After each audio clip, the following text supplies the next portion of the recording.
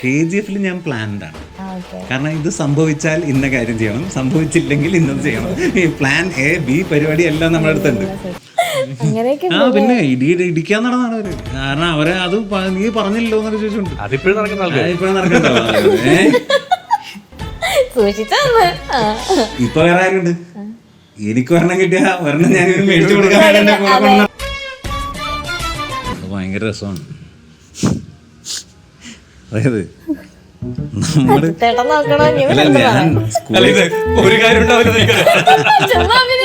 അല്ല വളരെ സീരിയസ് ആയിട്ട് പറയണം. അതായത് കലാഭവൻ എന്ന് പറഞ്ഞ പരിപാടി കൊണ്ട് നീ പോകണമെന്ന് അവർ പറഞ്ഞത് എന്തോരം മുന്നോട്ട് കണ്ടിട്ടാണ് അവർ പറഞ്ഞത്. കാരണം എൻ്റെ നാട്ടിൽ നിന്ന് ഇവിടെ വരണമെങ്കിൽ 2.5 മണിക്കൂറോളം ട്രാവൽ ചെയ്യണം. അപ്പോൾ ആ കുഞ്ചാക്കോ ബോബൻ അദ്ദേഹം മറ്റേ കാറ് കൊണ്ടുപോയി കൊടുക്കുമ്പോൾ ഒരു എക്സിക്യൂട്ടീവ് ഉണ്ട്. അപ്പോൾ ഇത് എല്ലാവർക്കും ചെയ്ത കൂട്ടത്തിൽ അതിനും ഞാൻ ചെയ്തു. ഒരാഴ്ചയുള്ള സാർ എൻ്റെ അടുത്ത് പറഞ്ഞു ആ ശബ്ദം ഞാൻ മാറ്റുമെന്ന് പറഞ്ഞു. നമുക്ക് ഭയങ്കര വിഷമമായി. എന്ന് ഞാനത് ചെയ്തിട്ട് സാറ് കൊള്ളൂലേ മാറ്റി ചെയ്യണമെന്ന് വെച്ചാൽ പുള്ളി പറഞ്ഞു എൻ്റെ മനസ്സിൽ ആ കഥാപാത്രത്തിനുള്ള ശബ്ദം ഇതല്ല. വാളല്ലേ ചോദിച്ചത് നൻപ.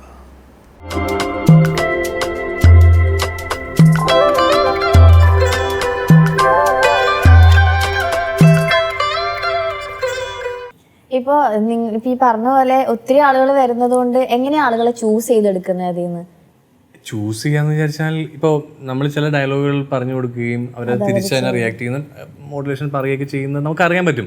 ഇവരെ എന്തായിരിക്കും ഇവർക്ക് ചെയ്യാൻ പറ്റുക, അല്ലെങ്കിൽ ഇവരുടെ വോയിസ് കൾച്ചർ എന്താണെന്നുള്ളത് വെച്ചിട്ടാണ് നമ്മൾ ചെയ്യുന്നത്. ചെറിയ ചിലർക്ക് നമ്മൾ പറഞ്ഞു കൊടുക്കുന്നത് പെട്ടെന്ന് തിരിച്ച് പറയുന്നവരുണ്ടാവും. പക്ഷെ അവർക്ക് മോഡുലേഷൻസ് പ്രശ്നമായിരിക്കും. ചിലർ ഇത് മോഡുലേഷൻ ഉള്ളവർ മെമ്മറി ഉണ്ടാവില്ല.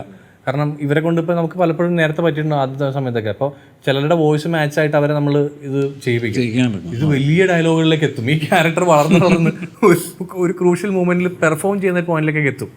അപ്പം നമ്മൾ സിനിമ അത് ഫസ്റ്റ് കാണുന്നുണ്ടെങ്കിലും ഓക്കെ ഇയാൾ ചെയ്യുമായിരിക്കും എന്നുള്ളൊരു ഐഡിയയിലാണ് നമ്മൾ ചെയ്യിക്കുന്നത്. ഇത് അവിടെ എത്തുമ്പോൾ ചെയ്യാൻ പറ്റൂല. ഇയാൾ എന്തൊക്കെ ചെയ്താലും ചിലപ്പോൾ ചെയ്യാൻ പറ്റില്ല. ഇത് ചിലപ്പോൾ ഒരു ചിരിയായിരിക്കും, ചിലപ്പോൾ ഒരു കരച്ചിലായിരിക്കും, വളരെ നിസ്സാരമായിട്ടൊരു മൂളലായിരിക്കും. നമ്മളൊക്കെ ഒരുപാട് കഷ്ടപ്പെട്ടിട്ടുണ്ട്. ഒരു മൂളലിട്ടിട്ട് പറയും ആ മൂളലല്ല വേറെ ഇടൂ. അപ്പൊ എന്ത് മൂളൽ. പക്ഷെ നമ്മളിത് ചെയ്ത് വന്നപ്പോഴാണ് മൂളൽ 10 തരത്തിലോ 15 തരത്തിലോ നമുക്ക് ഇപ്പൊ ചെയ്യാൻ പറ്റും. അത് ക്യാരക്ടർ എന്ത് രീതിയിലാണോ സങ്കടത്തിലാണ് അങ്ങനെ മൂളാം, സന്തോഷത്തിലാണ് അങ്ങനെ മൂളാം, അതിപ്പോ നമുക്ക് ചെയ്യാൻ പറ്റും. അതൊരു ഇമോഷൻ പറഞ്ഞാൽ മൂളി കാണിച്ചത് സങ്കടം, സന്തോഷം, ദേഷ്യം, വേറെന്താ അത്ര അറിയുള്ളൂ. ശൃംഗാര ഹാസ്യകരമായ രൗദ്രവീര ഭയാനക ഇതിന് വേറെ ഇത് നമ്മൾ വിഷ്വലിലേക്കാണ് ബ്ലെൻഡ് ചെയ്യുന്നത്. ഇത് പറയുന്നത് നമ്മളിവിടെ മൂളി കാണിച്ചിട്ട് കാര്യമില്ല. ആ വിഷ്വലില് ആ ചിലപ്പോ ബോഡി റിയാക്ട് ചെയ്യുന്ന അയാൾ ആ മുഖത്തിന് ആപ്റ്റ് ആവുന്ന രീതിയിൽ വേണ്ട നമ്മൾ. ഇപ്പൊ നമ്മളൊരു കഥാപാത്രം ചെയ്യുമ്പോൾ അതിനെ ഉൾക്കൊണ്ടോണ്ടാണ് നമ്മളത് ശരിക്കും ആക്ട് ചെയ്തുകൊണ്ട് തന്നെയാണ് ഡബിങ് ആർട്ടിസ്റ്റും ചെയ്യണേ. ഇപ്പം ഞാനും ഈ പറഞ്ഞ പോലെ ആ ക്യാരക്ടർ ചെയ്തപ്പോൾ അത് കരയുമ്പോൾ എനിക്കും ആ ഇമോഷൻസ് വരണമായിരുന്നു, അത് ചിരിക്കുമ്പോൾ എനിക്കും, പ്രണയിക്കുമ്പോൾ എനിക്കും അതേ ഇമോഷൻസ് ഒക്കെ ഫുൾ ഞാനും ആ ഒരു വേയിലൂടെ പോയിക്കൊണ്ടിരുന്നത്. അപ്പോഴാണ് ഞാൻ പറഞ്ഞു ഇവിടെ നമ്മൾ അഭിനയിച്ചാലേ നമുക്ക് ആ കറക്റ്റ് സാധനം അവിടെ വരുള്ളൂ എന്നുള്ളത്. അല്ല മയക്കിന് മുമ്പിൽ അഭിനയിക്കുക തന്നെയാണ്, നമ്മൾ കാണുന്നില്ല എന്നുള്ളൊരു കാര്യം മാത്രമേ ഉള്ളൂ. നമ്മൾ കാണിക്കുന്നില്ല എന്ന് മാത്രമേ ഉള്ളൂ. ബാക്കി ഇതെല്ലാം നമ്മളുടെ ഉള്ളിലുണ്ടെങ്കിൽ മാത്രമേ നമുക്കത് ചെയ്യാൻ പറ്റുള്ളൂ കൃത്യമായിട്ടും. അതും പിന്നെ ഞാൻ പറഞ്ഞില്ല, ഇപ്പം നമ്മൾ ക്യാമറയുടെ ഒരു ഫോക്കസ് പറയുന്ന പോലെ ഒരു മൈക്കിൻ്റെ ഒരു ഏരിയ ഉണ്ട്. ആ ഒരു എന്താ പറയുക ഏരിയയിൽ നിന്നിട്ട് മാത്രമേ നമുക്കിത് ചെയ്യാൻ പറ്റുള്ളൂ. അതിനുള്ളിൽ നിന്നുകൊണ്ട് ആ ലിമിറ്റേഷനുള്ളിൽ നിന്നുകൊണ്ട് നമ്മളിത് പെർഫോം ചെയ്യണം. അപ്പോൾ അയാൾ കിടന്ന് അലറുകയാണെന്ന് പറഞ്ഞാൽ നമ്മൾ ഈ മൈക്കിൻ്റെ മുമ്പിൽ കൂവി വിളിക്കാൻ പറ്റുമോ? ഇത് ടെക്നിക്കലും കൂടിയാണ്, കുറച്ചുകൂടി ടെക്നിക്കൽ നോളജും കൂടി വേണം ഈ സാധനം ചെയ്യണമെങ്കിൽ. വെറുതെ നമ്മൾ വർത്താനം പറയുന്ന പോലെ ഇരുന്ന് സംസാരിക്കുന്ന പോലെ അല്ല. ഇതിനകത്ത് പിന്നുള്ളത് അഭിനയിക്കുന്നവർക്ക് നേരത്തെ സ്ക്രിപ്റ്റ് കിട്ടുകയും അവർ എന്താണ് ഈ ക്യാരക്ടർ എന്താണ് എക്സ്പ്ലെയിൻ ചെയ്ത് കൊടുക്കുക. അതിൻ്റെ ഒരു ട്രാവലിംഗ് പരിപാടി ഉണ്ടല്ലോ, എന്താണ് അവർ അഭിനയിക്കുന്നത്. ഇത് വേറൊരാൾ അഭിനയിച്ച സാധനമാണ് നമ്മൾ ഡബ് ചെയ്യാൻ പോകുന്നത്. നമ്മൾ അവിടെ ചെന്ന് ഈ സ്ക്രീനിൽ കാണുമ്പോഴാണ് ഇയാൾ ഇങ്ങനെയാണ് അഭിനയിച്ചിരിക്കുന്നത്, ഇയാളുടെ മീറ്റർ ഇങ്ങനെയാണ്, സ്പീഡ് ഇങ്ങനെയാണ്, ലെവൽ ഇതാണ്, ക്യാരക്ടർ ഇതാണെന്നൊക്കെ നമ്മൾ അപ്പോഴാണ് അറിയുന്ന. അപ്പം തന്നെ സ്പോട്ടിൽ ഡബ് ചെയ്യാണ്. ഇതിൽ പഠിച്ച് ഡബ് ചെയ്യാന്നുള്ള പരിപാടിയില്ല. കേൾക്കുന്നു, നമ്മൾ പറയുന്നു, അഭിനയിക്കുന്ന പോലെ ഡയലോഗ് പഠിച്ച് പറയാൻ പറ്റില്ല. നമ്മുടെ ഇഷ്ടത്തിന് പറയാൻ പറ്റില്ല. പറഞ്ഞു വെച്ചേക്കുന്ന ആളെ എങ്ങനെ പറഞ്ഞിരിക്കുന്നു എന്നുള്ള പോലെ നമ്മൾ പറയണ്ടേ. ഇപ്പൊ ഞാൻ അരുണിപ്പള്ളിയിൽ പാർവതിയിലും ഡബിങ് നമ്മൾ ഈ ഡയലോഗ് മുഴുവൻ കാണപ്പെടാൻ പഠിച്ചെന്ന് വിചാരിക്കും. അവിടെ പോകുമ്പോൾ നമ്മൾ പറയുന്ന പോസ്റ്റിലായിരിക്കില്ല ഇവരവിടെ നിർത്തിയിട്ടുണ്ടാവുക. അങ്ങനെ വ്യത്യാസം ഉണ്ടല്ലോ.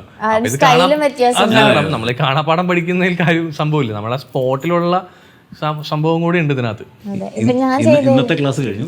നാളെ രാവിലെ വൈകുന്നേരം 5:30 നല്ല ക്ലാസ് നല്ല ക്ലാസ്.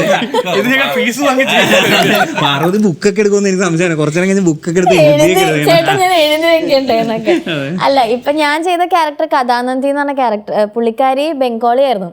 അപ്പോൾ പറയണത് പോലും എനിക്ക് കറക്റ്റായിട്ട് എന്താണെന്ന് മനസ്സിലാവണുണ്ടായിരുന്നില്ല. അപ്പോൾ രതീഷ് ചേട്ടൻ സൈഡിൽ നിന്ന് ഡയലോഗ് ഫുൾ അപ്പൊ പറഞ്ഞു തന്നിട്ടായിരുന്നു ചെയ്തുകൊണ്ടിരുന്നത്. അപ്പൊ ആ ബുദ്ധിമുട്ട് ശരിക്കും ഞാൻ മനസ്സിലാക്കിയായിരുന്നു. ഡബ്ബിംഗ് പടങ്ങളെ സംബന്ധിച്ച് തമിഴും തെലുങ്കിലൊക്കെ സ്പീഡ് ഭയങ്കര പ്രശ്നമാണ്. ഇവരുടെ ചില സ്പീഡിൽ സംസാരിക്കും.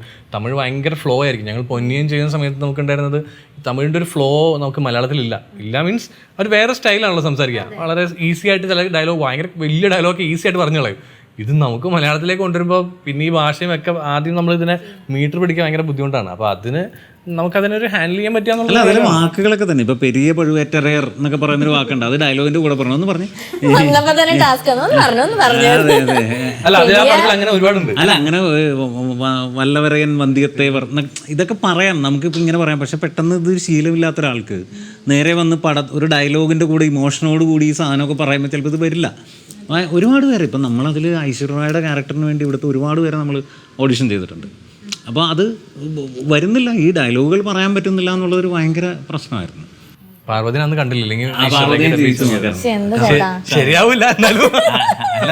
തോക്കുള്ളൂ ഇപ്പൊ ശരി അങ്ങനെ വിളിക്കും. അതേ മര്യാദക്ക് ഇതിൽ നല്ല ഈ ഡബിങ് ആർട്ടിസ്റ്റുകൾക്ക് കിട്ടാത്തൊരു റെക്കഗ്നീഷനെ കുറിച്ച് ഞാൻ എപ്പോഴും ആലോചിക്കാറുണ്ട്. ഞാൻ ചെയ്ത് കഴിഞ്ഞപ്പോഴാണ് ഏറ്റവും കൂടുതൽ അതിന്റെ വാല്യൂ ഞാൻ മനസ്സിലാക്കിയത്. അപ്പോൾ അവരിടുന്ന ഒരു എഫേർട്ട് ഭയങ്കര വലിയ എഫേർട്ടാണ്, പക്ഷെ അതിന് അനുസരിച്ചുള്ള ഒരു റെക്കഗ്നീഷനോ ഫെയിമോ ഒന്നും അവർക്ക് കിട്ടുന്നില്ല. ആ ഒരു സങ്കടം നിങ്ങൾക്ക് രണ്ടുപേർക്കും. ഇത് നമുക്ക് ആദ്യമൊക്കെ നമ്മൾ വരുമ്പോ ഇതിനേക്കാളും അപ്പുറത്തുള്ളത് നമ്മൾ കുറേ എഫേർട്ട് ഇട്ട് ചെയ്ത് എല്ലാം കഴിഞ്ഞ് നമ്മൾ തിയേറ്ററിൽ നമ്മൾ കൂട്ടുകാരൊക്കെ ആയിട്ട് പോയി ആളെ നമ്മുടെ ഞാനാണ് ചെയ്തേക്കണെന്ന് പറഞ്ഞാൽ അവിടെ പോയി കാണുമ്പോൾ നമ്മുടെ വോയിസ് ആയിരിക്കില്ല അവിടെ വരിക. ആദ്യം ഇത് അഭിനയിച്ചിരിക്കുന്നത് സംഭവിക്കുന്ന നമ്മൾ വലിയ ത്രൂ ഔട്ട് സീനൊക്കെ ചിലപ്പോൾ വലിയ ക്യാരക്ടറൊക്കെ ഡബ് ചെയ്തിട്ടുണ്ടാവും. ഇതെന്താ പിന്നീട് സംഭവിക്കുന്നത് ഞങ്ങൾ അപ്പം നമുക്ക് ദേഷ്യവും ഇതൊക്കെ തോന്നും. പിന്നീട് ഞങ്ങൾ സംഭവം ചെയ്യാൻ തുടങ്ങിയപ്പോഴാണ് ഈ സംഭവം മനസ്സിലായത്. അതായത് ഇതിപ്പോൾ നമ്മളിതെല്ലാം ചെയ്ത് കഴിയുമ്പോൾ അത് കഴിഞ്ഞിട്ട് ഇത് ഡയറക്ടർക്ക് അയക്കുകയോ ഇല്ലെങ്കിൽ അതിനുമായി ബന്ധപ്പെട്ട ആരും കണ്ടിട്ട് അത് വോയിസ് മാച്ച് അല്ല, അല്ലെങ്കിൽ അത് കുറച്ചും കൂടി ഇമോഷൻ വേണം, കുറച്ചും കൂടി വേറൊരു ടൈപ്പാണ് വേണ്ടതെന്ന് പറയുമ്പോൾ നമുക്കത് മാറ്റിയേ പറ്റും. അതിനെ സംഭവിക്കുന്നത്. അത് ഡബ്ബിങ് ആർട്ടിസ്റ്റുള്ള പ്രശ്നമായിരിക്കില്ല, പല കാര്യങ്ങൾ കൊണ്ട് സംഭവിക്കാം. പക്ഷേ ഇത് ചെയ്യുന്ന ആൾ നമുക്കുണ്ടാവുന്ന അപ്പോൾ ഒരു ഫീൽ ഉണ്ടല്ലോ നമ്മൾ തിയേറ്ററിൽ പോയിരുന്ന കാണാൻ. ഞാൻ ഇതിന് ഏറ്റവും വലിയ ഉദാഹരണം പറഞ്ഞു. ഞാൻ ട്രാഫിക്കിൽ ഒരുപാട് പേർക്ക് ഞാൻ ഡബ് ചെയ്തിട്ടുണ്ട് അതിനകത്ത്. അപ്പോൾ ആ കുഞ്ചാക്കോ ബോബൻ അദ്ദേഹം മറ്റേ കാറ് കൊണ്ടുപോയി കൊടുക്കുമ്പോൾ ഒരു എക്സിക്യൂട്ടീവ് ഉണ്ട്. അപ്പോൾ ഇത് എല്ലാവർക്കും ചെയ്ത കൂട്ടത്തിൽ അതിനും ഞാൻ ചെയ്തു. ഒരാഴ്ചയുള്ള സാർ എൻ്റെ അടുത്ത് പറഞ്ഞു ആ ശബ്ദം ഞാൻ മാറ്റുമെന്ന് പറഞ്ഞു. നമുക്ക് ഭയങ്കര വിഷമമായിരുന്നു. ഞാനത് ചെയ്തിട്ട് സാറ് കൊള്ളൂലേ മാറ്റി ചെയ്യണമെന്ന് വെച്ചാൽ പുള്ളി പറഞ്ഞു എൻ്റെ മനസ്സിൽ ആ കഥാപാത്രത്തിനുള്ള ശബ്ദം ഇതല്ല. അപ്പോൾ അതൊരു ഭയങ്കര കണക്ഷനാണ്, തിരിച്ചറിവാണ് നമ്മളെ അപ്പോൾ അതുകൊണ്ടാണ് എന്ന് പറയുന്ന ഒരു തിരിച്ചറിവിലേക്ക് നമ്മളെ കൊണ്ടുവന്നത് അവിടെ നിന്നാണ്. ആളുകൾ ഇത് നമ്മളൊരു ഒരാളുടെ ശബ്ദം എന്ന് പറഞ്ഞിട്ട് അയാളുടെ ശബ്ദമാണെന്ന് പറഞ്ഞാൽ നമ്മൾ വേറൊരാളുടെ ശബ്ദം വെക്കുകയില്ലേ. അപ്പോൾ ആളുകൾ അതിനെ കണ്ടങ്ങനെ പോവുകയാണ്. ഇതിന്റെ പുറകിൽ ആരാണുള്ളതെന്ന് സിനിമ കാണുന്ന ഒരു ഭൂരിഭാഗം ആൾക്കാർ ചിന്തിക്കില്ല. അപ്പൊ പിന്നെ ഈ പറയുന്ന പോലെ അവാർഡ്സും പരിപാടികളൊക്കെ എനിക്കറിയില്ല എന്താണ് ആളുകൾ അത് പരിഗണിക്കാത്തത്. അവാർഡിന്റെ മേഖലയിൽ പണിയെടുക്കുന്ന ആൾക്കാരല്ലല്ലോ. അവാർഡിന്റെ മേഖല എന്ന് പറഞ്ഞാൽ ഈ പടങ്ങൾക്കൊന്നും അവാർഡില്ല. എന്തെങ്കിലും മുഴുവൻ ഞാൻ കിട്ടിയത് എല്ലാ അവാർഡും ഞാൻ മേടിച്ചോളൂ. അല്ല അത് സംഭവിക്കുന്നതാണ്. വിഷമങ്ങൾ ഉണ്ടാവും. ഇപ്പൊ ഞാൻ ഈ പറയുന്ന പോലെ ദുൽഖറിന് വേണ്ടിയിട്ട് സീതാരാം എന്ന് പറഞ്ഞ സിനിമ ഫുൾ ഞാനാണ് ഡബ് ചെയ്തത്. ഫുൾ ഡബ് ചെയ്ത ശേഷം പിന്നീട് ദുൽഖർ വന്ന് പടം അവർ ചെയ്യാൻ തീരുമാനിക്കുന്നു. ലാസ്റ്റ് മൊമെന്റ് ദുൽഖർ ചെയ്യുന്നു. അപ്പം ഞാനൊരു 7 ദിവസം എടുത്തിട്ട് ചെയ്ത പടമാണത്. അപ്പം അത് പണ്ടായിരുന്നു എനിക്ക് ഭയങ്കര വിഷമമായിരുന്നു. കാരണം അത്രയും എഫേർട്ട് ഇട്ട് അതുപോലെ നമ്മൾ ചെയ്യാൻ വേണ്ടി ട്രൈ ചെയ്ത് അത്രയും സമയം എടുത്ത് ചെയ്ത പടമാണ്. ഇപ്പം നമ്മൾ ഈ അതിൻ്റെ പരിപാടികൾ അറിയാവുന്നതുകൊണ്ടും അത് എന്താണ് സിറ്റുവേഷൻ എന്ന് അറിയാവുന്നതുകൊണ്ടും ഓക്കെ അങ്ങനെ ഓക്കെ ഫൈൻ നോ പ്രോബ്ലം. ഇത് വരും നമ്മൾ ഞാൻ പറഞ്ഞു നമ്മളിപ്പോൾ നേരത്തെ നിങ്ങൾ പറഞ്ഞ പോലെ പ്രഭാസിന് ചെയ്യുന്ന ശബ്ദം എന്നൊക്കെ പറഞ്ഞ പോലെ ഇത് എത്രയോ വർഷം കൊണ്ട് വന്നതാണ്. സിനിമ ചെയ്തുകൊണ്ട് മാത്രം നമ്മൾ സംസാരിക്കുന്നില്ല. അപ്പൊ അത് ആ ഒരു കാര്യത്തോട് നമ്മൾ പാഷനേറ്റ് ആയിട്ട് അതിന്റെ പുറകെ ആ സിനിമയോടുള്ള നമ്മൾ കാണിച്ച ആത്മാർത്ഥതയ്ക്ക് അത് തിരിച്ചു തരുന്നതാണ് നമ്മൾ വിശ്വസിക്കുന്നത്. ഡബിങ്ങിനൊക്കെ ഇപ്പോൾ ഒരു വാല്യൂ ഉണ്ട് ശരിക്കും. നേരത്തെയൊക്കെ നമ്മളൊക്കെ പോലും ഇപ്പൊ ചില ടി വിയിലൊക്കെ സിനിമകൾ വരുമ്പോൾ ഡബ്ഡ് വേർഷൻ കേൾക്കുമ്പോൾ നമ്മളൊക്കെ സത്യം പറഞ്ഞിരുന്ന് ഇതെന്ത് ഇങ്ങനെ അതെന്താന്ന് വെച്ചാല് അന്ന് ആ സോഴ്സ് ആണ് നമുക്ക് അവൈലബിൾ ആയിരുന്നു എന്നുള്ളത് കൊണ്ടാണ്, അത് മാത്രമേ ഉള്ളൂ എന്നുള്ളത് കൊണ്ടാണ്. ഇന്ന് ഇപ്പോൾ പലതരത്തിൽ അതിൻ്റെ ക്വാളിറ്റിയിലുള്ള പലതരം കണ്ടന്റ് കാണാൻ നമുക്ക് അവൈലബിൾ ആണ്. നിങ്ങൾക്ക് താല്പര്യം ഉണ്ടെങ്കിൽ മറ്റത് കാണാം, നിങ്ങൾക്ക് ചൂസ് ചെയ്യാം. ഇതിനൊരു ക്രിറ്റിസിസം അന്ന് ഒരുപാടില്ലല്ലോ. നമ്മളിത് ചാനലിന് വേണ്ടി ചെയ്യുന്നു, ചാനലിൽ ടെലികാസ്റ്റ് ചെയ്ത് പോകുന്നു. ആരും ഇത് ഇപ്പൊ പകുതി ആൾക്കാർ ചിലപ്പോൾ ഇഷ്ടപ്പെടുന്നുണ്ടാവില്ല, പക്ഷെ ആരും അറിയുന്നില്ല. ഇത് ചെയ്യുന്നവർ അറിയുന്നില്ല ഇത് ഞാൻ ചെയ്ത് ഇത്ര പ്രശ്നമുണ്ടെന്ന്. ഇപ്പൊ ഇതിപ്പോ അങ്ങനെയല്ല, ഒരു സാധനം ചെയ്ത് വിട്ടാൽ അഭിപ്രായങ്ങൾ പറയാം ഫേസ്ബുക്കിലൂടെ ആയാലും, ഇല്ലെങ്കിൽ യൂട്യൂബിൽ ഇപ്പോൾ റിവ്യൂ പറയുന്ന ആളുകളുണ്ട്. മര്യാദക്ക് ചെയ്തില്ലെങ്കിൽ ഒരു പോയിന്റ് എടുത്ത് പറയും. അപ്പോൾ ആളുകൾ ഇപ്പൊ ചെയ്യുന്ന എല്ലാവരും തന്നെ, നമ്മൾ മാത്രമൊന്നുമല്ല, എല്ലാവരും ചെയ്യുന്ന എല്ലാവരും അത്രയും നോക്കി തന്നെയാണ് വരുന്നുണ്ട്. അല്ലെങ്കിൽ നാളെ ഒന്നും ചെയ്യാൻ പറ്റില്ല. അതെ, ഇത് തീർന്നു. ഇപ്പൊ 18 കൊല്ലത്തെ വലിയ പരിപാടിയൊക്കെ പറഞ്ഞിട്ട് നാളെ മുതൽ വീട്ടിലിരിക്കേണ്ടി വരും. അത്രേ ഉള്ളൂ. ക്വാളിറ്റി കൊടുക്കുമ്പോൾ എല്ലാവരും കൊടുക്കണം. അത് ഇതാവുമല്ലോ. ഇപ്പൊ നമ്മളൊരു ബെഞ്ച് മാർക്ക്, ഇപ്പൊ ഞാൻ നാളെ വേറൊരാളൊരു പരിപാടി ചെയ്തു വെച്ചാൽ അതിന് മുകളിൽ ചെയ്യാൻ നമ്മൾ ശ്രമിച്ചിട്ടേ കാര്യമുള്ളൂ. അതുപോലും എത്തിച്ചിട്ട് കാര്യമില്ല ഇനി. അല്ല, ഇപ്പോൾ ഒരു സിനിമ ഒരു ആക്ടർ ഒരു ക്യാരക്ടർ ചെയ്യുമ്പോൾ ആളുടെ സൗണ്ട് തന്നെ അതിൽ വരണം എന്നുള്ളത് എല്ലാ ആക്ടേഴ്സിൻ്റെയും ഒരു ആഗ്രഹമായിരിക്കും. ഇപ്പോൾ മലയാളത്തിൽ നിങ്ങൾ ചെയ്യുന്നുണ്ട്, അല്ലാതെ ബാക്കിയുള്ള ലാംഗ്വേജസിലൊക്കെ ഇപ്പോൾ വിക്രം സാർ വന്നിരുന്ന് അതിന് വേണ്ടിയുള്ള എഫേർട്സ് ഇടുന്ന പോലെ എല്ലാ ആക്ടേഴ്സിലും അങ്ങനെ ഒരു എഫേർട്ട് കാണാറുണ്ടോ ശരിക്കും? ഇല്ല, അങ്ങനെ ഇത് മലയാളത്തിലേക്ക് ചെയ്യാൻ വേണ്ടിയിട്ട് കണ്ടിട്ടില്ല. അവരുടെ ക്യാരക്ടർ ചെയ്യാൻ അവർ ചെയ്യുന്നുണ്ടാവുമായിരിക്കാം. കാരണം നമുക്ക് സ്ട്രൈറ്റ് ആയിട്ട് ഇപ്പോൾ നമ്മളെ ഇരുത്തി ഇതുവരെ ഒരു ആക്ടർ അങ്ങനെ ആരും ചെയ്യിപ്പിച്ചിട്ടുണ്ടെന്ന് എൻ്റെ അറിവിലില്ല. കാരണം അദ്ദേഹം ആ സമയത്ത് ആ ക്യാരക്ടർ അത്രയും കോംപ്ലക്സ് പരിപാടിയായിരുന്നു. അപ്പോൾ അദ്ദേഹം ഗൈഡ് ചെയ്യും എന്ന് പറയുന്നിടത്ത് ഭയങ്കര ഇതായിരുന്നു നമുക്കും. കാരണം അത് വേറെ സാധനം കിട്ടുമെന്ന് നമുക്ക് ഉറപ്പായിരുന്നു. ഡയറക്ടർമാരൊക്കെ വന്ന് ഇരിക്കുകയും ഒക്കെ ചെയ്യാറുണ്ട് ചില പടങ്ങൾ. അത്യാവശ്യം പടങ്ങൾ അവർ വന്നിരുന്നിട്ട് ചില നമ്മൾ ചെയ്യുന്നതിൽ കുറച്ചും കൂടി അവരുടെ ഐഡിയ എന്താണെന്ന് കുറച്ചും കൂടി അവർ വരുമ്പോഴായിരിക്കും ചിലപ്പോൾ അറിയാൻ പറ്റുക. അപ്പോൾ ഇപ്പോഴത്തെ ഒരു സിറ്റുവേഷനിൽ ഇപ്പോൾ അങ്ങനെയാണ്. ഇപ്പോൾ വലിയ പാൻ ഇന്ത്യൻ പടങ്ങളൊക്കെ വരുമ്പോൾ അതിന് വളരെ ക്രിയേറ്റീവായിട്ടുള്ള ഒരു ടീം തന്നെയാണ് ഇപ്പോൾ നമ്മൾ ജഡ്ജ് ചെയ്യാനും നമ്മളെ കറക്റ്റ് ചെയ്യാനും ഒക്കെ. ഇപ്പോൾ എന്തെങ്കിലും ഒരു ഡൗട്ട് തോന്നി വിളിച്ചു ചോദിക്കാൻ ആളുണ്ട്, ഇത് ചെയ്ത് കഴിഞ്ഞിട്ട് കാണാൻ അവിടെ കണ്ടിട്ട് കറക്ഷൻ പറയാൻ ആളുണ്ട്, QC ടീമുണ്ട്, ഒരുപാട് കാര്യങ്ങളുണ്ട്. അപ്പോൾ നമുക്കിതിനെ വളരെ ഈസി. ഇപ്പോൾ അവരും ഇതൊരു ഡബ്ബിങ് സിനിമ അല്ലെങ്കിൽ ഏതെങ്കിലും ഒരു ഇതിന് കൊടുക്കുന്ന പരിപാടി എന്നുള്ളതിനപ്പുറത്ത് അത്രയും കെയർഫുള്ളായിട്ട് എല്ലാ ലാംഗ്വേജിലും ഒരുപോലെ ഇറങ്ങണമെന്ന് പ്രൊഡക്ഷനും ആഗ്രഹിക്കുന്നുണ്ട്.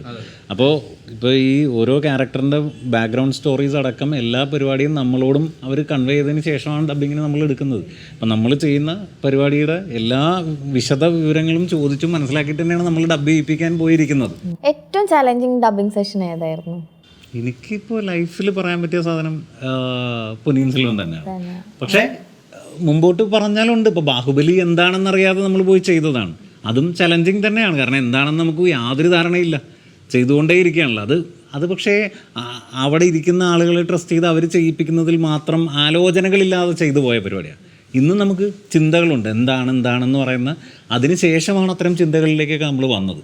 അപ്പോൾ ഇപ്പോൾ ചലഞ്ചിങ് എന്ന് പറഞ്ഞാൽ പൊന്നിയും തന്നെയാണ്. അത് ഞാൻ പറഞ്ഞില്ലേ, അതിൽ ഒരു വാക്കിലെ തന്നെ 3 അക്ഷരങ്ങൾ കേൾക്കാതെ ആദ്യത്തെ അക്ഷരത്തിൻ്റെ തുടക്കം കേട്ട് അവസാനം പൊട്ടിച്ച് കളയാന്നൊക്കെ പറഞ്ഞ പരിപാടി നമുക്ക് ചിന്തിക്കാൻ പറ്റാത്ത ഒരാളും ഇന്ന് വരെ പറഞ്ഞു പോലും കേൾക്കാത്ത പരിപാടിയാണ്. ഞാൻ ഇപ്പോൾ എഫേർട്ടല്ല, ഞാൻ ഭയങ്കര എൻജോയ് ചെയ്തിട്ടുള്ള എനിക്ക് ഇഷ്ടമുള്ള ക്യാരക്ടേഴ്സിൽ ഒന്ന് പൊന്നിയനിലെ വന്ധ്യത്തേവൻ എന്ന് പറഞ്ഞ ക്യാരക്ടറാണ് കാർത്തി. കാരണം കാർത്തി വളരെ ഈസി ആയിട്ട്, അതിൽ ഏറ്റവും വളരെ സിമ്പിളായിട്ട് വളരെ ഈസി ആയിട്ട് വളരെ സ്പീഡിൽ സംസാരിക്കുന്ന ആൾ കാർത്തിയാണ്. ഏറ്റവും കൂടുതൽ ഫസ്റ്റ് പാർട്ടിൽ ഏറ്റവും കൂടുതൽ ഡയലോഗും ഏറ്റവും കൂടുതൽ സീനുള്ള ആളാണ് അയാളാണ്. അപ്പോൾ പുള്ളി ചെയ്തുള്ള ആ സംഭവം അത് അങ്ങനെ ഈസിനെസ് എന്ന് പറയുമ്പോൾ നമ്മൾ ഈ പറയുന്ന വർത്തമാനം പറയുന്ന ഈസിനെസ്സും അല്ല, ആ ഭാഷയിൽ കൊണ്ടിട്ടാണ് ആ ഇത് നിൽക്കുന്നത്. അപ്പം ഈ മലയാളത്തിൽ അത്തരം ഒരു ഭാഷ ഉപയോഗിക്കാൻ വേണം. അത്തരം ഭാഷ ഉപയോഗിക്കുമ്പോൾ അത് ഫോർമലാകും, വേറെ തരം പരിപാടിയായി പോകും. അപ്പം അതിൽ ഈസി ആയിട്ട് അത് ചെയ്യാന്ന് പറയുന്നത് ഭയങ്കര ഒട്ടും നിസ്സാരമായ കാര്യമല്ല. അപ്പം അത് ഞങ്ങൾ തുടക്കത്തിൽ ഒരു അതിലേക്ക് വരാനൊരു ബുദ്ധിമുട്ടുണ്ടായിരുന്നു. പിന്നീട് നമുക്ക് പറഞ്ഞു തരുന്ന അരുൺ ഇപ്പോൾ അവിടെ നിന്ന് പറഞ്ഞു തരികയും ഒക്കെ ചെയ്യുന്നത് നമുക്കതിന് ഈസി ആയിരുന്നു. എനിക്കത് ചെയ്യാൻ കുറച്ച് കഴിയുമ്പോൾ ആ ട്രാക്കിലേക്കായി അത് ഭയങ്കര രസമായിട്ട് ചെയ്തൊരു പടമാണ്. പിന്നെ അതുപോലെ ഞാൻ ഈ ചിറ്റ എന്ന് പറഞ്ഞ സിദ്ധാർത്ഥിന് വേണ്ടി ഡബ് ചെയ്ത പടം എനിക്ക് ഭയങ്കര ഇഷ്ടമുള്ളൊരു, ഞാനിപ്പോൾ റീസെൻ്റ്ലി ചെയ്തതിൽ ഒരുപാട് ഇഷ്ടമുള്ള പടമാണ്. കാരണം അത് ഭയങ്കര ഇമോഷൻ കണ്ടന്റ് ഉണ്ട്. പുള്ളി ഭയങ്കരമായിട്ട് വേറെ രീതിയിൽ പെർഫോം ചെയ്തിട്ടുണ്ട്. ഈ അണ്ടർ പ്ലേ എന്നൊക്കെ പറയുന്ന പരിപാടിയൊക്കെ നമ്മൾ ഇപ്പോഴാണ് അതൊക്കെ ഈ ആക്ടേഴ്സ് ചെയ്യുന്നതിൽ നമുക്കത് എക്സ്പീരിയൻസ് ചെയ്യാൻ പറ്റിയ വലിയ കാര്യമാണ്. പുള്ളി പടം കണ്ടിട്ട് എന്നോട് സംസാരിക്കുകയും ഇഷ്ടപ്പെടുകയൊക്കെ ചെയ്യുന്നു എന്നൊക്കെ പറഞ്ഞു, അത് ഒരു വലിയൊരു കാര്യമാണ്. അപ്പോൾ നമ്മൾ ചെയ്ത ആളുകൾ തന്നെ നമ്മുടെ അടുത്ത് പറയും. ഇപ്പോൾ ഞങ്ങൾ ഓൾറെഡി വിക്രം സാർ അവിടെ ഉണ്ടായിരുന്നുകൊണ്ട് അത് എക്സ്പീരിയൻസ്. അതിനുശേഷം ഞങ്ങൾ അവിടെ പോകുന്ന സമയത്ത് കാർത്തിക് നമുക്ക് നേരിട്ട് കാണാൻ പറ്റി. അപ്പോൾ പുള്ളി അതുപോലെ തന്നെ പറയുകയും അതൊക്കെ നമുക്ക് ഭയങ്കര എക്സ്പീരിയൻസ് ആണ്. കാരണം അതൊന്നും എപ്പോഴും കിട്ടുന്ന കാര്യമല്ല. നമ്മൾ ചെയ്ത ഇപ്പോൾ ഒരാൾക്ക് ചെയ്ത അയാൾ തന്നെ ഗംഭീരമായിരുന്നു പറയുന്നത്. ഐശ്വര്യലക്ഷ്മി മാഡം ഉണ്ടായിരുന്നു. അപ്പൊ മാഡം തന്നെ അതിൽ മാഡം അഭിനയിച്ച കഥാപാത്രം മലയാളത്തിൽ നമ്മളാണ് ഡബ് ചെയ്യിപ്പിക്കുന്നത്. ഇത് കഴിഞ്ഞ് മാഡം വേദി കയറിയിട്ട് നമ്മളെക്കുറിച്ച് സംസാരിക്കാന്ന് പറഞ്ഞത് അവർക്ക് നമ്മളെക്കുറിച്ച് പറയേണ്ട കാര്യമേ ഇല്ല. കാരണം അവിടെ മണിസാറിനെ കുറിച്ചോ അവരുടെ കഥാപാത്രത്തെക്കുറിച്ചോ അഭിനയിച്ച മുഹൂർത്തങ്ങളെക്കുറിച്ചോ എന്തും പറയാം. അതിൽ സമയം കണ്ടെത്തി നമ്മളെക്കുറിച്ച് പോലും പറയുന്നു എന്ന് പറയുന്നത് നമുക്കതിനോട് നമ്മൾ തന്ന ഒരു വാല്യൂ ആണ്. അതെ, ഇതിപ്പോൾ ചെയ്ത ആർട്ടിസ്റ്റുകൾ അല്ലെങ്കിൽ ആ സിനിമയിലുള്ളവരല്ലാതെ അതിൻ്റെ അപ്പുറത്തേക്കുള്ള ആരും വിളിച്ച് അപ്രീഷിയേറ്റ് ചെയ്തിട്ടുണ്ടോ നിങ്ങളെ? അല്ല, ഇപ്പൊ ഈ പടം കണ്ടിട്ട് കൽക്കി കണ്ടിട്ട് നമ്മുടെ ഡിസ്ട്രിബ്യൂഷൻ ടീമിൽ നിന്നുള്ള ആളുകൾ നമ്മളെ വിളിച്ച് പറഞ്ഞു നന്നായിട്ടുണ്ട്, അവർക്ക് സന്തോഷമായി. സന്തോഷം, കാരണം നമ്മൾ അതിനു വേണ്ടിയാണ് പടം ചെയ്യുന്നത്. കാരണം അവരാണ് ആദ്യം സാറ്റിസ്ഫൈഡ് ആകേണ്ടത്. കാരണം അവരാണത് ഡിസ്ട്രിബ്യൂട്ട് ചെയ്തിട്ട് അവർക്കാണ് അതിൻ്റെതായ ബിസിനസ് വാല്യൂസ് അതിനാണുള്ളത്. അപ്പോൾ കൊള്ളൂല എന്ന് പറഞ്ഞാൽ ആ ബിസിനസ് പോയി അതിൻ്റെ. അപ്പോൾ ആ വാല്യൂ അവർ നമ്മളോട് പറഞ്ഞതിൽ നമുക്ക് ഒരുപാട് സന്തോഷമുണ്ട്. പിന്നെ ഈ പടം വിശ്വസിച്ച് ഏൽപ്പിച്ച കുറേ ആളുകളുണ്ടല്ലോ. ഇപ്പം നമ്മളിപ്പോൾ ഞാൻ പറഞ്ഞു 7 വളരെ ഷോർട്ട് ടൈമിലാണ് നമ്മളിത് ചെയ്യുന്നത്.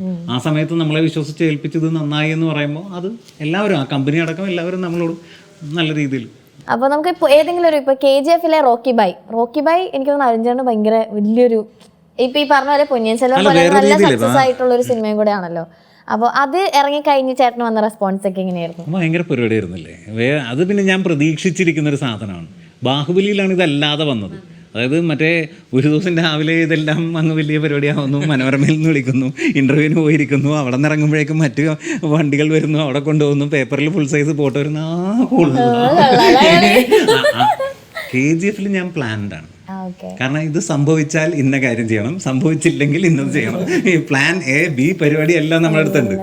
മറ്റതിൽ അത് ചെയ്യാൻ അന്ന് അങ്ങനത്തെ ഒരു പരിപാടി ആർക്കും കിട്ടുകയോ ചെയ്ത് ആരും നമുക്ക് ചോദിക്കാൻ മുൻപ് ആർക്കും അങ്ങനത്തെ ഒരു പരിപാടി സംഭവിച്ചിട്ടില്ല.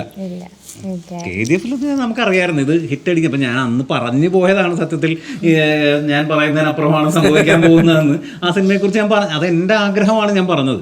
പക്ഷെ അത് സംഭവിക്കുന്നുള്ള ഉറപ്പായിരുന്നു. പക്ഷെ അതെനിക്ക് പേടിയും ഉണ്ടാക്കിയിരുന്നു. കാരണം ഞാൻ വിചാരിക്കുന്നതിനപ്പുറത്തേക്ക് അതിൻ്റെ ട്രോളുകൾ പോയി. ഭയങ്കര ഹിറ്റായിരുന്നു. പിന്നെ പ്ലാൻഡ് ആണല്ലോ. അത് കഴിഞ്ഞാൽ ഇൻ്റർവ്യൂന്ന് ഇന്നെടുത്ത് കയറുക, അവർ കണ്ടു കഴിഞ്ഞാൽ മറ്റൊരു വിളിച്ച് ഇങ്ങനെ വിളിക്കും, അത് കഴിഞ്ഞാൽ ഇങ്ങനെ പരിപാടി ആവുന്നുള്ളത് പ്ലാൻഡ് ആണ്. പിന്നെ സീരിയസ്ലി നമ്മുടെ PR ബുദ്ധിയാണ്. ഇത് വർക്ക് ചെയ്തിട്ട് മാത്രം കാര്യമില്ല, ഇത് പ്രൊമോട്ട് ചെയ്യാൻ കൃത്യമായ പ്ലാനിങ്ങോട് കൂടി നമ്മൾ പ്രൊമോട്ട് ചെയ്യണം. ഇപ്പോൾ ഒരു മേജർ ചാനലിൽ നമ്മൾ ഇന്ന സ്ഥലത്ത് ഇന്ന ഇൻ്റർവ്യൂ പിച്ച് ചെയ്താൽ അത് കണ്ട അടുത്ത് ഇത്ര ചാനൽ നമ്മളെ വിളിക്കുമെന്ന് നമുക്ക് കണക്കുണ്ട്. ആ കണക്ക് വെച്ച് തന്നെയാണ് നമ്മൾ വർക്ക് ചെയ്യുന്നത്. സെൽഫ് കെയർ ഭയങ്കര ഇമ്പോർട്ടന്റ് ആയിട്ടുള്ള ഒരു കാര്യമാണല്ലോ. ഇപ്പോൾ ഒരു പടം ചെയ്താൽ നമ്മൾ തന്നെ ഇപ്പൊ എന്ത് കാര്യമായാലും അത് വേറെ ആരും നമ്മളൊന്നും ചെയ്യാൻ പോകുന്നില്ല. മനോരമയിൽ രാവിലെ സുപ്രഭാതത്തിൽ 6:10 കയറണമെങ്കിൽ എൻ്റെ വീട്ടിൽ നിന്ന് 4:30 മണിക്ക് ഞാൻ മന്നം. അപ്പം 3:30 മണിക്കാൻ എഴുന്നേക്കണം. 10ാം ക്ലാസ്സിൽ പഠിക്കാൻ ഞാൻ എഴുന്നേറ്റിട്ടില്ല. ഇപ്പൊ ഞാൻ ചെയ്യുന്നത്. അപ്പൊ അത് നമ്മുടെ സെൽഫ് പ്രൊമോഷന് വേണ്ടി നമ്മൾ ചെയ്യുന്ന പരിപാടിയാണ്. അത് കൃത്യമായിട്ട് ചെയ്യണം. അപ്പൊ പ്രവീൺ ചേട്ടൻ പറഞ്ഞാൽ ഇത് ഞാൻ പഠിക്കണ കാലത്തിരുന്നെങ്കിൽ ഇത് ഇതില്ലല്ലോ എന്ന് പറഞ്ഞാൽ ഇത് നമുക്ക് എന്താ പറയാ, നമ്മൾ സന്തോഷത്തോടെ ചെയ്യുന്ന കാര്യങ്ങളാണല്ലോ. അപ്പൊ പിന്നെ എങ്ങനെ ഏത് സമയത്ത് നമ്മൾ അത് ചെയ്യാനുള്ള ഇത് തന്നെ, ഇത് മെയിൻ സംഭവം നമ്മളെ സപ്പോർട്ട് ചെയ്യാൻ നമ്മൾ തന്നെ ഉള്ളൂ. നമ്മൾ പറഞ്ഞതെല്ലാം മാറ്റി നിർത്തി കഴിഞ്ഞാൽ വേറെ ഏതൊക്കെ ആക്ടേഴ്സിന്റെ വോയിസ് ഒക്കെ ചെയ്ത് നോക്കാറുണ്ടോ? മിമിക്രി മിമിക്രി നമ്മള് പണ്ട്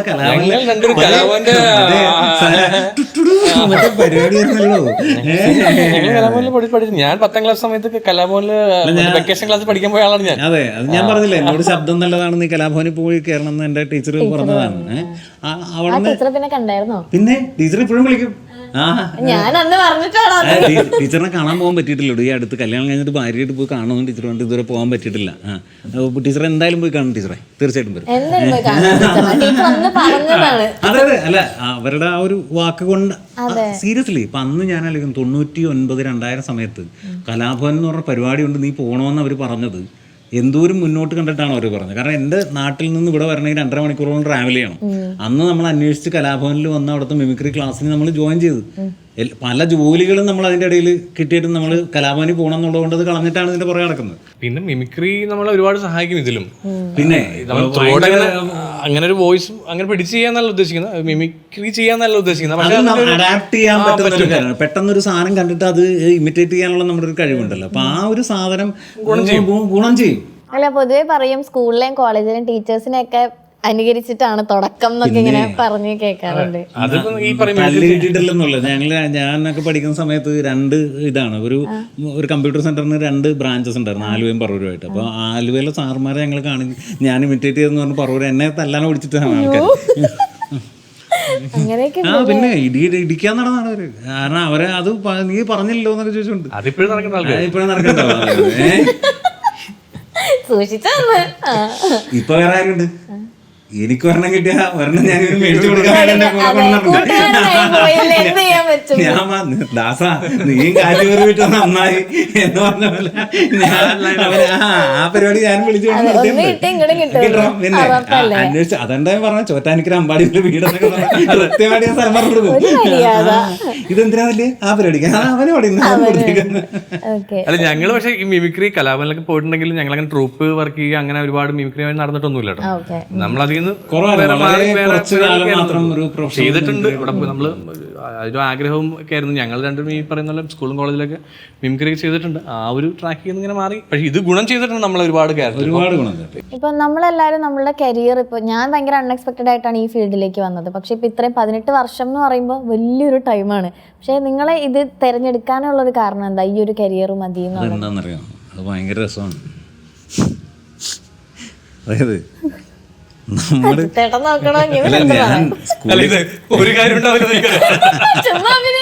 അല്ല വളരെ സീരിയസ് ആയിട്ട് പറയണം. അതായത് നമ്മളൊക്കെ ഞാൻ വളരെ എഴിക്കര എന്ന് പറയുന്ന ഒരു നാട്ടും പുറത്തുനിന്ന് വന്ന ഒരാളാണ്. നമ്മളിൽ എൻ്റെ അടുത്ത് സ്കൂളിൽ ഞാൻ സ്കൂൾ ലീഡറൊക്കെ ആയിരുന്നു. അപ്പോൾ തമാശ അല്ല തമാശ പറയട്ടെ, 10ാം ക്ലാസ്സിൽ സ്കൂൾ ലീഡർ തോക്കും എന്ന് അവർ പറഞ്ഞിരുന്ന വർഷമായിരുന്നു അത്. ആദ്യമായിട്ട് സ്കൂളിൻ്റെ ചരിത്രത്തിൽ സ്കൂൾ ലീഡർ തോക്കും എന്ന് പറഞ്ഞ വർഷമാണ്. അപ്പോൾ ഈ ഉറക്ക പ്രതിജ്ഞയൊക്കെ വായിച്ചു കൊടുക്കുമല്ലോ. അപ്പോൾ പ്ലഡ്ജ് പരിപാടിയൊക്കെ നമ്മൾ ഉറക്ക വിളിച്ച് പറഞ്ഞ് വായിച്ചൊക്കെ കൊടുത്തു കഴിഞ്ഞപ്പോൾ ഒരു ടീച്ചർ പറഞ്ഞു, നിൻ്റെ ശബ്ദം കൊള്ളാം, നീ കലാഭവനിൽ പോയി ചേരണമെന്ന് പറഞ്ഞു. ജീവിതത്തിൽ നമ്മളിൽ നല്ലതുണ്ടെന്ന് പറഞ്ഞ ഒരേ ഒരു സാധനം ശബ്ദം മാത്രമാണ്. അപ്പോൾ അത് വെച്ച് സിനിമയിൽ പോയി അഭിനയിക്കണമെന്ന് പറഞ്ഞാൽ നമുക്ക് അതിനുള്ള സൗന്ദര്യം ഉണ്ടോ, ആ കോൺഷ്യസ്നെസ് ഭയങ്കരമായിട്ടുണ്ട്. അപ്പം എന്തെങ്കിലും നല്ലതുള്ളത് എന്താണ് ഇതാണ്. അപ്പം ഇത് വെച്ച് നമുക്ക് പോയിട്ട് വേറെ വഴിക്ക് പോവാം എന്നൊക്കെ പറഞ്ഞ് വന്നതാണ്. അല്ല പിന്നെ നമ്മളിത് ചെയ്യാൻ തുടങ്ങിയ ശേഷം നമുക്ക് ഇത് ചെയ്യാൻ പറ്റുന്നുണ്ടെങ്കിൽ നമുക്ക് അതിലൊരു സന്തോഷം കിട്ടുന്നുണ്ട്. പിന്നെ അത്യാവശ്യം പൈസ ഒക്കെ കിട്ടും എന്നൊക്കെ നമുക്ക് മനസ്സിലാക്കിയ ശേഷം ആദ്യമൊന്നും കിട്ടൂല. സീരിയസ്ലി ഞാനായാലും അരുണായാലും ഞാൻ കോമൺലി പറഞ്ഞ ഞങ്ങൾ രണ്ടുപേരും ഇത് പൈസക്ക് വേണ്ടി ചെയ്തിട്ടില്ല ആദ്യ സമയങ്ങളിൽ. അല്ല പൈസക്ക് വേണ്ടി ചെയ്തിട്ടേ ഇല്ല. ഇപ്പൊ നമ്മളൊരു വളരെ നിസ്സാര പൈസ കിട്ടിയിട്ട് നമ്മളിത് ഞാൻ ആദ്യമായിട്ട് ഡബ് ചെയ്ത് എനിക്ക് കിട്ടുന്ന പൈസ 100 200 എന്താണ് 13 വർഷം മുമ്പ് കാര്യം ഞാൻ പറഞ്ഞത് അല്ലേ. ഈ കൃത്യമായിട്ട് പറഞ്ഞാൽ എനിക്ക് ഒരു അദ്ദേഹം മങ്കൊമ്പ് ഗോപാലകൃഷ്ണൻ സാറ് 100 രൂപ തന്നു. അപ്പോൾ പുള്ളി കുറേ ദിവസം കഴിഞ്ഞ് കുറേ പടം കഴിഞ്ഞ് ഇങ്ങനെ ചെറിയ ചെറിയ ക്യാരക്ടേഴ്സ് ചെയ്തിട്ടില്ല. എനിക്ക് അത്ര അന്നൊക്കെ അതിനൊക്കെയുള്ളതേ ഉള്ളൂ, നമ്മളതൊന്നുമല്ല. ഇത് കുറേ ദിവസം കഴിഞ്ഞിട്ട് പുള്ളി എന്നെ വിളിച്ച്, നിങ്ങൾക്ക് ഞാൻ പൈസ തന്നോ എന്ന് ചോദിച്ചു. ഞാൻ പറഞ്ഞു ആ സാർ എനിക്ക് 100 രൂപ തന്നെന്ന് പറഞ്ഞേ. അത് തെറ്റിപ്പോയതാ, 1000 വന്ന് വാങ്ങിച്ചു വന്നു. അപ്പോൾ 100 രൂപ തരുമ്പോഴും എന്നെ അത് വേദനിപ്പിച്ചിട്ടില്ല. നമ്മളത് സന്തോഷത്തോടെ മീൻസ് അത് മാത്രമായിരുന്നില്ല നമ്മുടെ ലക്ഷ്യം എന്ന് പറഞ്ഞു. നമുക്ക് ചാൻസ് ഇപ്പൊ മറ്റേ മെഴ്സിഡസ് ബെൻസ് ചാൻസ് കിട്ടാൻ വേണ്ടി നമ്മൾ എല്ലാ സ്റ്റുഡിയോകളും പോകുമ്പോൾ എല്ലാവരെയും കാണും, എല്ലാവരെയും വിളിക്കും, കണ്ടിന്യൂസ് ശല്യപ്പെടുത്തുക. നമ്മുടെ ഞാനൊക്കെ കണ്ടിന്യൂസ് ഓരോ ആളുകൾ വിളിക്കും. അപ്പോൾ അങ്ങനെ പറയും, നീ എന്നെ വിളിച്ചിട്ട് കാര്യമില്ല, സ്റ്റുഡിയോ പോവോ ഇല്ലെങ്കിൽ ഓക്കെ ഒരു ട്രാക്ക് കിട്ടിക്കുമ്പോൾ പിന്നെ നമ്മൾ അതിന്റെ ഫോളോ ചെയ്യാന്നുള്ളതാണ്. ഇപ്പൊ അവർ വിളിച്ച ഫോൺ എടുക്കില്ല.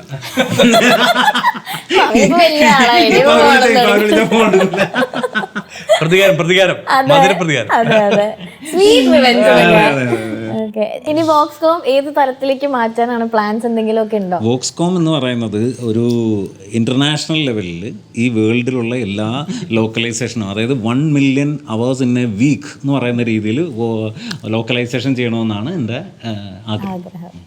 കുറവൊന്നും വേണ്ടല്ലോ, എല്ലാ ലാംഗ്വേജും, ജാപ്പനീസ്, ഫ്രഞ്ച്, മറ്റേ അല്ല നമ്മളിപ്പോൾ ചെയ്യുന്നുണ്ട്. അപ്പോൾ നമ്മൾ ഇത് പറഞ്ഞല്ലോ, ചെയ്ത പടം പറഞ്ഞല്ലോ, അതുപോലെ നമ്മളിപ്പോൾ അത്യാവശ്യം ഇവിടെ നിന്നുള്ള മലയാളം പടങ്ങൾ നമ്മൾ അതർ ലാംഗ്വേജ് ചെയ്യുന്നുണ്ട്. തമിഴ്, തെലുങ്ക്, കന്നഡ, ഹിന്ദി, ഹോട്ട്സ്റ്റാറിൽ വന്നിട്ടുള്ള ഒരു മേജർ ഫിലിംസ് റീസെന്റ് നമ്മൾ ആവേശം ചെയ്തു. ആവേശം ഹിന്ദിയും നമ്മൾ ചെയ്തു. ഫാൽമി ചെയ്തിട്ടുണ്ട്. പിന്നെ രോമാഞ്ചം നമ്മളാ ചെയ്തത്. ജയ ജയ ജയ ചെയ്തിട്ടുണ്ട്. അത്യാവശ്യം വാലിബൻ നമുക്ക് ചെയ്യാൻ പറ്റിയിട്ടുണ്ട്. വാലിബൻ അതിന്റെ മലയാളം നടക്കുന്ന സമയത്ത് തന്നെ ചെയ്യാൻ പറ്റും. അപ്പൊ അങ്ങനെയും ഇവിടെ നിന്നുള്ള പടങ്ങൾ അതർ ലാംഗ്വേജ് പോകുന്നതും അതും ഇപ്പൊ വലിയ കാര്യമാണ്. കാരണം അത് ഈ പാൻ ഇന്ത്യൻ പടങ്ങൾ ഇവിടെ വർക്കാവുന്ന പോലെ നമ്മുടെ മലയാളം പടങ്ങളും അത് വർക്കാവട്ടെ ഇപ്പോൾ. അപ്പൊ അതും വലിയൊരു ഇതാണ്. അതിനുവേണ്ടി നമ്മൾ ട്രൈ ചെയ്യുന്നുണ്ട്. അതും ചെയ്യാൻ നമുക്ക് ഇതേ ക്വാളിറ്റിയിൽ വർക്ക് ചെയ്തിട്ടുണ്ട്. ക്വാളിറ്റി മെയിൻറ്റെയിൻ ചെയ്യാന്നുള്ളതാണ്. അതൊരു സിസ്റ്റമാറ്റിക് ആയിട്ട് ഈ സാധനം ചെയ്യുക. ഒരാൾ വെറുതെ ഹാൻഡിൽ ചെയ്ത് അയാൾക്കും സമയം ഉണ്ടാവില്ല, അതും ചെയ്യാൻ സമയം ഉണ്ടാവില്ല, എല്ലാം വരുത്തി കൊടുക്കുക എന്നുള്ളതിനപ്പുറത്ത് ഇതിന് കൃത്യമായ ആളുകളെ പ്ലേസ് ചെയ്ത് അത് റൺ ചെയ്യുക എന്നുള്ളതാണ്. ഇപ്പൊ ടെക്നോളജി ഒക്കെ ഒരുപാട് മാറുകയാണ്. അപ്പൊ ഫ്യൂച്ചർ ഓഫ് ഒരു ഡബിങ്ങിന്റെ ഫ്യൂച്ചർ എന്തായിരിക്കും ചേട്ടാ? അല്ല, അതിപ്പോൾ ഈ AI ഒക്കെ വരുന്നതോടുകൂടി നമുക്ക് എങ്ങനെ മാറുമെന്ന് പറയാൻ പറ്റില്ല. കാരണം ഇപ്പോൾ നമ്മൾ ചെയ്തുകൊണ്ടിരിക്കുന്ന ഒരു രീതിയിലേക്ക് ഇതിനെ മാറുമോന്നും പറയാൻ പറ്റില്ല. ടെക്നോളജി മാറുന്നതനുസരിച്ച് എല്ലാം മാറുമല്ലോ. ഇപ്പോൾ സിനിമയിൽ എല്ലാവരും മാറും. നടക്കുന്ന പല സിനിമകളിലും ഇത് ട്രൈ ചെയ്തിട്ട് അത് നടക്കാതെ പോകുന്നതാണ്. ഇപ്പൊ നടക്കുന്ന പല സിനിമകളിലും നടന്നു വന്നതും നടക്കുന്നതുമായിട്ടുള്ള പല സിനിമകളിലും അത് ട്രൈ ചെയ്യുന്നുണ്ട്. ആ ട്രൈ ചെയ്ത സംഭവങ്ങൾ ഇപ്പൊ ഫെയിലിയർ ആയിട്ടുണ്ട് ഇപ്പോഴത്തെ അവസ്ഥയിൽ. ഇനി നാളെ അത് ടെക്നോളജി ഭയങ്കരമായിട്ട് ഡെവലപ്പ് ആവും. അത് അതിന്റെ കൂടെ നിൽക്കുക എന്നുള്ളതാണ്. അതേ ടെക്നോളജി നമുക്ക് ഉപയോഗിച്ച് നമ്മൾ അപ്ഡേറ്റ് ചെയ്ത് അതിന്റെ കൂടെ നിൽക്കുക. ഒരു ടെക്നോളജി ഇറങ്ങി ആദ്യം അത് എന്റെ കയ്യിൽ ഉണ്ടാവണമെന്ന് വിശ്വസിക്കുന്ന ആളാണ് ഞാൻ. അപ്പൊ ഞാനും അപ്പനും അപ്പന്റെ പെങ്ങൾ സുഭദ്രയും മാത്രം ഞങ്ങൾ തീരുമാനിക്കുക ഇത് ചെയ്യാൻ. അത് മാത്രമാണ് നമ്മുടെ പരിപാടി. അല്ല, നമ്മളിപ്പോ ഇത് മാറുന്നതനുസരിച്ച് അതിന്റെ കൂടെ മാറിയില്ലെങ്കിൽ നമ്മൾ ഒരു കാര്യമില്ല, ഒന്നുമില്ല, വേറെ പണിക്ക് പോവാന്ന്. അപ്പൊ ഇങ്ങനത്തെ ഇത് മാത്രമായിട്ട് ആഡ്സ് ഒക്കെ ചെയ്യുന്നുണ്ട് അരുൺചേട്ടൻ ഐത്തറിനൊക്കെ. പെപ്സിയുടെ ആഡ്സും അതുപോലെ തന്നെ നമ്മുടെ ജോസ് ആലുക്കാസിന്റെ ആഡ്സും ഇതൊക്കെ. ഇപ്പൊ ആഡ്സ് കുറച്ചുകൂടെ എളുപ്പമായിട്ടാണോ ഫീൽ ചെയ്തിട്ടുള്ളത്? ആഡ്സ് ഭയങ്കര പാടല്ലേ? നമ്മളിപ്പോ കല്യാൺ സിൽക്സ് എന്ന് വെറുതെ എനിക്ക് പറഞ്ഞിട്ട് കാര്യമില്ലല്ലോ. കല്യാൺ സിൽക്സ് എന്ന് പറയുന്ന ആ ഒരു സുഖം അതിനില്ലെങ്കിൽ അവരത് വെക്കില്ലല്ലോ. ഇപ്പൊ വെറുതെ പറയുന്ന പോലെ, ഇപ്പൊ ഒരു ഡയലോഗ് പറയുന്ന പോലെയോ അല്ലെങ്കിൽ ഇപ്പൊ ഒരു കാർട്ടൂൺ ക്യാരക്ടറിന് വേറെ പരിപാടി പറയുന്ന പോലെ അല്ല ആഡ് ചെയ്യുന്നത്. ആഡ് വേറൊരു ട്രെൻഡാണ്. അത് എല്ലാവർക്കും ചിലപ്പോൾ അത് എല്ലാവർക്കും ചെയ്യാൻ പറ്റണമെന്നില്ല. സ്ഥിരമായിട്ട് ചെയ്യുന്ന ആളുകൾ കൊണ്ട് നമ്മൾ ക്യാരക്ടർ ഡബിച്ച് നോക്കിയിട്ടുണ്ട്, നടക്കൂല. കാരണം അവരതേ പറയുള്ളൂ. ഇവരിങ്ങനെ ഈ ഒറ്റ സ്ട്രെച്ച് വെടിവെച്ച് പോലെ പറയുന്നൊക്കെ പറയും നമ്മള്, അതേപോലെ പറയുള്ളൂ. അത് അവരുടെ പ്രശ്നമല്ല, അത് അവർ ശീലിച്ചോണ്ടാണ്. അപ്പൊ അതിനൊരു ഫ്ലെക്സിബിലിറ്റി ഉണ്ട്. നമുക്കത് ഇപ്പൊ 10 മുതൽ 50% വരെ ഡിസ്കൗണ്ടുമായി ആഡി സെയിൽ എന്നൊക്കെ പറയുന്ന സാധനം ആ സ്പീഡിൽ പറയണം. അത് മാച്ച് ചെയ്യണം. ഇപ്പൊ 10 സെക്കൻഡിൽ ഈ സംഭവം പറഞ്ഞ് ഇത്ര മിനിറ്റിനുള്ളിൽ ഇത് തീർക്കുക എന്ന് പറഞ്ഞാൽ അത് വലിയ ചലഞ്ചാണ്. അതിന്റെ മാസ്റ്ററാണ്. ഇപ്പൊ നമ്മുടെ പ്രവീൺ ചേട്ടൻ എന്നൊക്കെ പറഞ്ഞാൽ അതിന്റെ മാസ്റ്ററാണ്. കാരണം പുള്ളി പറഞ്ഞിട്ട് സെക്കൻഡ് വരെ പറയും. ഇത് ഇത്ര സെക്കൻഡ് 8 ആക്കണോടാ, 8 ആക്കാം എന്ന് പറഞ്ഞാൽ അത് 8 ആക്കും. കമ്പയർ ചെയ്യും 10 മുതൽ 50% വരെ ഡിസ്കൗണ്ടുമായി കല്യാൺ സിൽക്സ് എന്ന് പറയുന്ന പരിപാടി. ആ പുള്ളി എക്സ്പീരിയൻസ് ആണ്. അത്തരം പറയുന്ന ആളുകൾ ഉണ്ട്. പിന്നെ ആഡ് ഈ പറഞ്ഞ പോലെ ഒരുപാട് ഡീറ്റെയിൽഡ് കുറച്ചും അധികം നോക്കുന്നു. ഈ നമ്മൾ സിനിമ ചെയ്യുന്നതിന് ഒരു ലിമിറ്റ് ഉണ്ട്. പക്ഷെ ആഡ് ഇവർ വളരെ കുറച്ച് സെക്കൻഡിനുള്ളിൽ ഈ സാധനം കൺവേ ചെയ്യണ്ടേ. അപ്പോ ഈ ഇരിക്കുന്ന ഡയറക്ടറും അവർ ഉദ്ദേശിക്കുന്ന ഡയറക്ടർ ഒക്കെ വെച്ചാൽ കൂടി ഇത് കൊടുത്തു കഴിയുമ്പോൾ ക്ലയന്റിന് ഇഷ്ടപ്പെടണമെന്നില്ല. ക്ലയന്റ് മാറ്റിക്കാം, അത് വീണ്ടും കറക്ഷൻ വരാം. ഏറ്റവും കൂടുതൽ വർക്ക് ചെയ്യുന്നത് ആഡിലാണ് ആക്ച്വലി. ഡയറക്ടർ, ഏജൻസി, ക്ലയന്റിന്റെ ചുറ്റും അയൽവക്കാർ എല്ലാവരും പറയാൻ കാരണം വെച്ചാൽ നമ്മളിവിടെ സ്ഥിരമായിട്ട് കുറച്ച് കമ്പനികളുടെ ആഡ് നമ്മളെ പോസ്റ്റ് പ്രൊഡക്ഷൻ ചെയ്യുന്നത്, അതിന്റെ ലാംഗ്വേജ് നമ്മളാ ചെയ്യുന്നത്. അതിൽ നമ്മൾ ജോസ് ആലുക്കാസും ഒക്കെ നമ്മൾ കണ്ടിന്യൂസ് നമ്മൾ ചെയ്തുകൊണ്ടിരിക്കും. ശ്രീകുമാർ മേനോൻ അദ്ദേഹത്തിന്റെ ആഡ്സ് എല്ലാം നമ്മളപ്പോൾ കണ്ടിന്യൂസ് ചെയ്തുകൊണ്ടിരിക്കുന്നത്. അപ്പൊ നമുക്കറിയാം അതിന്റെ എന്തായിരിക്കും വരാൻ പോകുന്നത്. ഇപ്പൊ ഇത് നമ്മൾ ഓക്കെ പറഞ്ഞ സാധനം നാളെ ഓക്കെ അല്ല എന്ന് പറഞ്ഞ് വരും. അല്ല, അത് അങ്ങനെ പലതരം ഒരുപാട് ചേഞ്ചസ് ഇങ്ങനെ വന്നുകൊണ്ടിരിക്കുന്ന ഒരു പരിപാടി. അത് നമ്മൾ സമയത്ത് അവൈലബിൾ ആവുക, അതൊക്കെയാണ് അതിനകത്ത് ഏറ്റവും വലിയ പരിപാടി. പേഷ്യൻസ് എന്തായാലും വേണം. പേഷ്യൻസ് ഇല്ലെങ്കിൽ ഇപ്പൊ നമ്മൾ ഉത്തരവാദിത്വം ഉണ്ടല്ലോ, ഉത്തരവാദിത്തപ്പെട്ട അതല്ല ഞങ്ങൾ പേഷ്യൻസ്, ഞങ്ങൾ ഡോക്ടേഴ്സ് ആണല്ലോ. പേഷ്യൻസ് ഉള്ളതുകൊണ്ടാണ് ഞങ്ങൾ ഇത്ര നേരം ഞാൻ തിരിച്ചു ഇതിനൊന്നും ഞാൻ തിരിച്ചു തരില്ല. ഇപ്പഴേ പറഞ്ഞേക്കാം, തിരിച്ചറിയാനുള്ള സെൻസ് ഒക്കെ ഉണ്ട്, സെൻസ് ഉണ്ട്, സെൻസിബിലിറ്റി ഉണ്ട് കേട്ടോ, സെൻസിറ്റിവിറ്റി ഉണ്ട്. ഓക്കെ, അപ്പൊ നമുക്ക് എന്തായാലും വർത്താനം പറഞ്ഞിട്ട് കാര്യമില്ല, കുറച്ച് കാര്യങ്ങൾ ചെയ്യിക്കാം. കിട്ടിയ ചാൻസിൽ ലൈവായിട്ട് കേൾക്കണം എന്നുള്ളൊരാഗ്രഹം. ഇന്റർവ്യൂല് വന്നിട്ടും പണിയെടുക്കേണ്ട അവസ്ഥ. മതി വർത്താനം പറഞ്ഞ് ഞാൻ കുറച്ച് പണിയെടുപ്പിക്കട്ടെ. അപ്പൊ നമുക്ക് സ്റ്റാർട്ട് ചെയ്യാം അല്ലേ? പൊന്നിയിൻ സെൽവത്തിൽ നിന്ന് തുടങ്ങാം. ഞാൻ കുറച്ച് വിഷ്വൽസ് ഇവിടെ കാണിക്കാം. രണ്ടുപേരും കൂടെ അത് ഒന്നിച്ച് ചെയ്യാം. ഓക്കെ, ഈ ടി വി ഒക്കെ ഇവിടെ കൊണ്ടുവന്ന് വെച്ചിട്ടേ ഉപയോഗിക്കാൻ പറ്റിയിട്ടില്ല മര്യാദക്ക്. അപ്പൊ ഞാൻ നിങ്ങൾ പൊടിയില്ലാത്ത കഴിച്ചത് പറഞ്ഞതാ.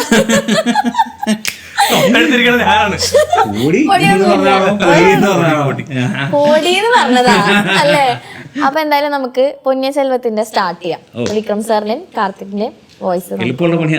സന്തോഷമുണ്ട്. അതാണല്ലോ നമുക്കിങ്ങനെ എപ്പോഴും ഓർത്തെങ്കിൽ ആദ്യത്തേതാണ്. അപ്പൊ അതിൽ നിന്ന് തന്നെ നമുക്ക് തുടങ്ങാം. Okay, ready? ചോളയിളവരശൻ ആദ്യത്തെ കരികാലിനെ വണങ്ങുന്നു. വല്ല പറയാ, അതിനുള്ളിൽ കുളിച്ചുടങ്ങിയോ? വാകപ്പൂ പോര് കഴിഞ്ഞ് അങ്ങനെ കുളിച്ചൊരു കവിൾ കല്ലാർഗൻ സ്വാമിക്കൊരു പൂജ. അതാ നിന്റെ കുറുവാളിങ്ങതാ. ഇളവരശ എന്നെ പടയിൽ നിന്ന് മാറ്റുകയാണോ? ഒരു കവിൾ കള്ളു കുടിച്ചതിന് വാളല്ലേ ചോദിച്ചത്? യെസ്, അടിപൊളി, സൂപ്പർ. Thank you. അപ്പൊ പണി അറിയാം മക്കൾക്ക്. അയ്യോ ഞാൻ വെറുതെ ഓക്കെ. ഇനിയിപ്പോ എനിക്ക് അജിത്തേന്റെ ഡിക്യുടെ വോയിസ് ഒന്ന് കേൾക്കണം. ശരി, ഇത് മാച്ച് എത്രത്തോളം മാച്ച് പരിപാടികൾ ഇങ്ങനെ വരുമ്പോ എനിക്ക് അറിയില്ല, എന്നാലും ട്രൈ ചെയ്യാം. ഓക്കെ, ജസ്റ്റ് അതെ. എനിക്ക് ഷോർട്ട് ആൻഡ് സ്വീറ്റ് ആയിട്ട് സംസാരിക്കുന്നവർ ഇഷ്ടമല്ല.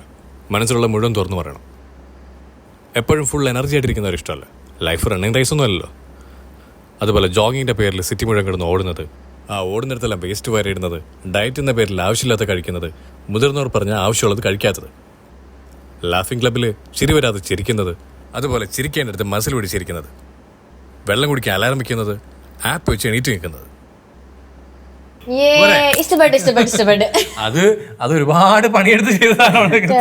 ഒരുപാട് ഭയങ്കര സ്പീഡില് ഇതായിട്ട് പറയുന്ന ഒരു പരിപാടിയല്ലേ. അപ്പൊ അത് ഇത് പറഞ്ഞു തരും ഞാൻ.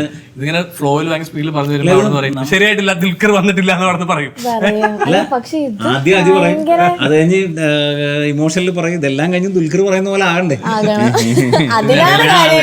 ഇടയിലൊക്കെ പോകും നമ്മളത്.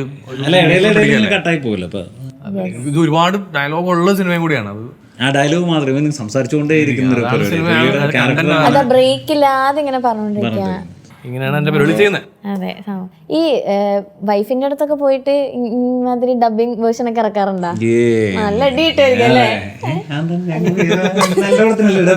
അല്ല, എന്നാലും ഇവിടെ വീട്ടിൽ ഈ സാധനമൊക്കെ ഇറക്കുമ്പോഴേ ഡബിങ് ഒക്കെ അവിടെ മതി, വീട്ടിൽ വേണ്ടാന്നുള്ള ഡയലോഗ് വരാറുണ്ടോ?